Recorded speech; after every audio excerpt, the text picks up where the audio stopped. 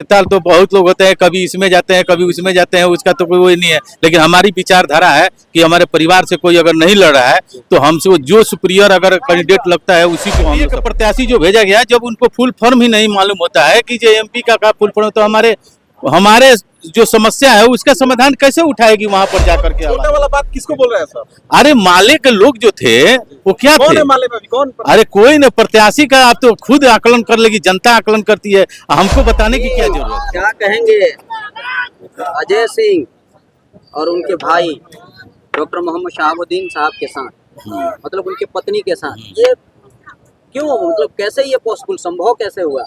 संभव हुआ कि हम लोग सारे अपने हिसाब से देखे कि जो अगर प्रत्याशी में सबसे अगर अच्छा है तो हिना साहब है, इसलिए हम लोग इनको समर्थन कर रहे हैं। तो अजय सिंह आपको कुछ नहीं बोले हैं? अजय सिंह क्यों बोलेंगे? उनकी अपनी विचारधारा है, हमारी अपनी विचारधारा है, वो क्यों बोलेंगे? अच्छा, कह रहे हैं कि बाद में हम लोग के साथ हो जाएंगे। अभी भले हिना साहब के साथ घूम रहे हैं लेकिन वोट ये लोग एनडीए को देंगे। ऐसा हो ही नहीं सकता है। एक समय था कि आप लोग शहाबुद्दीन साहब के खिलाफ ही लड़कर विधायक बने थे।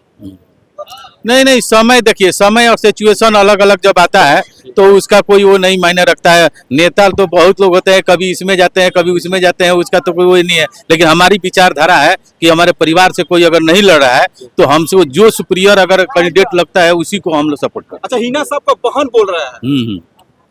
हमारे सीमान की बेटी है, सीमान की बहू है, तो हम लोग सीमान का प्रतिनिधित्व किए हैं, तो हम तो बेटी बोलेंगे ना यहाँ की। एक तरफ भाई बोल रहे हैं कि AK-47 का जमाना नहीं आने देंगे, और एक भाई हैं उनके जो उनके साथ घूम रहे हैं। अरे भाई ये देखिए ना, 87 की हटाइए, बात हटाइए।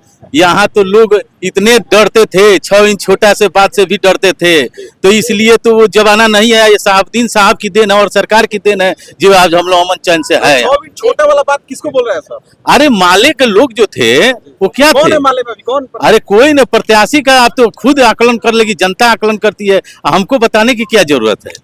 अच्छा, एक तरफ मोदी जी के नीतीश जी के बनाए हुए कैंडिडेट होंगी विजय लक्ष्मी देवी, और दूसरी तरफ हिना साहब, तो इसको आप किस तरह से लेते हैं? हम देखिए लेते हैं क्या, हम अपना कैंडिडेट एजुकेटेड लोग को चुनना चाहते हैं, इसलिए हम हिना मैडम को सपोर्ट कर रहे हैं। और वो हमारे जो एनडीए के प्रत्याशी जो भेजा गया, जब उनको फुल फॉर्म ही नहीं मालूम होता है कि जो एमपी का फुल फॉर्म, तो हमारे जो समस्या है उसका समाधान कैसे उठाएगी वहां पर जाकर के आवाज को।